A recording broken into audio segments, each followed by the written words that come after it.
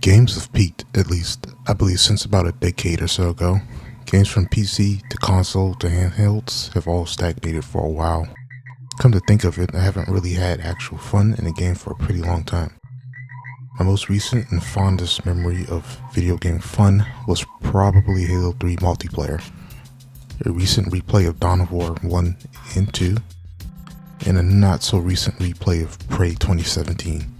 I don't have a colossal amount of games in my Steam library because I'll try to base my decision whether or not I'll buy a game off of just gameplay footage instead of the wildly polarizing reviews on Steam. And is it me, or do most games look and play the same? Or just seem like massive time sinks? Let me elaborate. I started with console gaming like most people do, and most games were engaging, probably because I was much younger and impressionable. But when I actually put some more thought into it, I never did finish or enjoy most of those games. I think I just played them because that's what I only really knew. I dabbled into some handhelds for a little, like PSP and Nintendo DS, but that never really captured me. My thought process was, why play this? I have a more powerful machine with a controller and a big screen TV.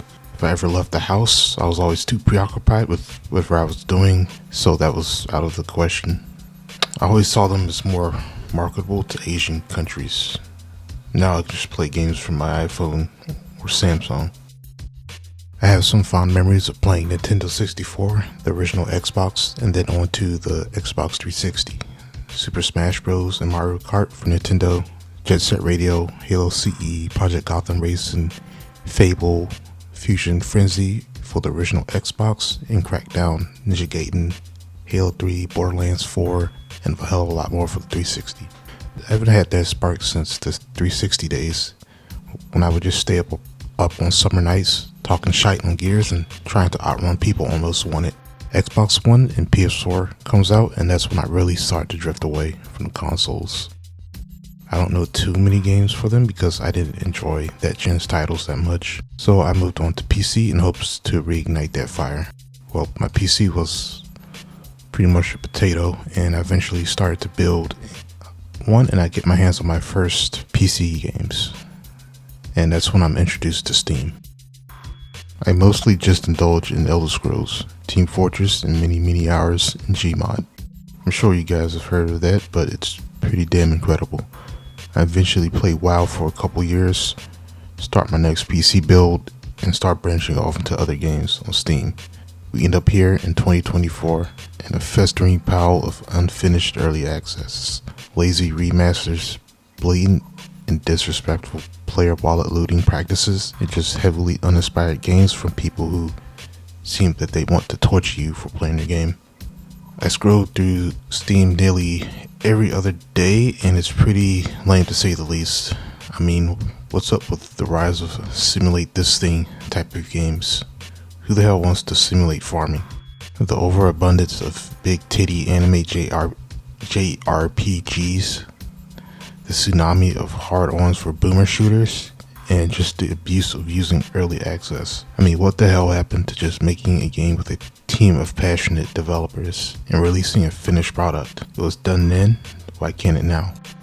I feel developers just use it as an excuse to not work a normal 9 to 5. Possibly, I don't know, but I definitely think there's just too much early access trash out there. The amount of times I've been burnt by early access is just depressing.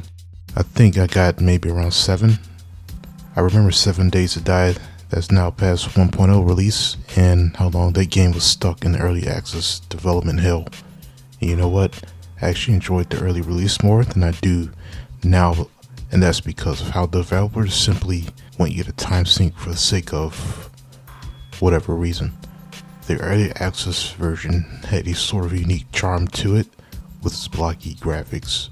You could relatively build something fast, but now everything is locked behind a stupid skill tree and you have to grind zombies mindlessly. You remember that travesty Starforge? One of the jankiest, buggiest games released? This one was almost the nail in the coffin for me. That game had great potential but was handled by unexperienced developers with a keen eye on asset flipping. To me, it seems like Most of the successful early access games were in our strategy simulation games like Factorio and Satisfactory. I don't particularly enjoy those type of games. They're long, tedious, and feel like a second job. Like, for God's sake, I work a part-time job and still can't muster the will to play through those. I tried recently RimWorld and Songs of Six, both colony building sims. I don't see what people find in these games. They're tedious as hell, and quite frankly I find more excitement in writing college essays. Another genre that had a healthy streak of success are boomer shooters, like Rot and Dusk, and holy cow, I just can't fathom the amount of dick riding that developers are doing. The whole genre is oversaturated. How many of these shooters have we had in the past 10 years? It just seems like a cash in at this point. Nothing different, nothing unique, nothing outside the box. Here's your shotgun, your AK, and bazooka. Now get to work. There are some early access games that I'm eyeing, like Deep State, but I tried the demo and was mostly unimpressed. Developers want to make a profit, I understand, but making near blatant copies does nothing for me really. A good example is Japan 2, a spiritual successor to Fear. Honestly, if I wanted to play Fear, I would just load that up. I just don't see the point in making something that already had its time and perfected its gameplay. Where the hell is the inspiration to set your creation apart? It could be that early access is being used as an excuse to shield mediocre talent, buggy games, and broken promises. But more than likely, it's a way for developers to escape a 9-to-5, raise $1 million, and guess what? I don't have to clock into Walmart. This can be a great benefit, but also remember that because early access is just that, early access, developers don't necessarily have to deliver on what was showcased. And that's why ultimately I think it's partly a scam. Well, at least for half the cases, it is. I won't even mention Star Citizen. I want to support small developers, which shows more creative freedom, but I find it harder and harder to justify paying for the uncertainty that's tagged along with kickstarting a game. Also, what the hell happened to demos? Are developers not confident in their products? I like to test drive cars before I buy them, so I would expect to sell before purchasing a game, especially since they're now around $100, including DLCs, seasonal passes, and whatnot. Demos can actually be an effective strategy to lure people in if you use and highlight the strongest parts of your game. Another blurring issue I have is the sheer amount of time sink developers want you to pour into their games. I get the whole let's be realistic, let the players experiment in our wonderfully crafted sandbox, but I often find developers don't really respect people's time. They know that people work, go to school, have children, touch grass, and whatever else that doesn't involve a gamepad. I tried a recent playthrough of Mountain Blade, and I couldn't find the energy to grind my way through a powerful 100-man army. You have to go in countless battles, party movement is slow, bandits constantly run away from you, XP is stingy, and it's like, who the hell sat down and said this is fun? I mean, it can be if you spend about several hundred hours grinding and chasing bandits. Another time sink I tried was Star Citizen. They added a cargo update that essentially halts the gameplay speed down to a dry turd. I guess they want you to buy ships with more cargo. I also don't like how games, shooters and RPGs in particular, have to implement dozens of levels for the sake of getting your money's worth. Doom 3, for example, has over 27 missions. I love Doom 3, but it just drags on forever. I'll take 10 or so masterfully crafted levels over 30 or 40. Baldur's Gate 3 suffers the same issue as well. The game reportedly has up to 200 plus hours of gameplay. Now, RPG should have plenty to do, but I feel Skyrim and Fallout New Vegas kind of nailed that sweet spot. Starfield is a giant, soulless, uninspired mess with empty, procedurally generated worlds that doesn't add much to gameplay. Procedurally generation works for games like Rust, Minecraft, survival sims, not FPS shooters. You know a game that I like that doesn't require you to sacrifice too much of your time? The Dawn of War series, Age of Mythology, Wreckfest. Simplistic in nature and capitalizes on fun, engaging gameplay. I mean, think about it. When you watch other streamers and content creators, are they really having fun or are they just putting on a show? Most games that I've played that owe the developers a complete playthrough, but eventually I've given that up. If I'm not entertained within the first hour, I'll turn the game off. My last issue and main problem with gaming is just the sheer amount of copy and paste game studios are doing. It seems like everything plays the same, feels the same, looks the same. I remember when Halo 4 came out and the gameplay was sped up because of COD, which always had a healthy player base, but that didn't turn out too well. Loadouts were introduced, map control was no longer a thing, unbalanced maps and so on. Most games have been going open world with skill trees and boring side quests. Most time I enjoy more focused and straightforward campaign pathing with occasional branching.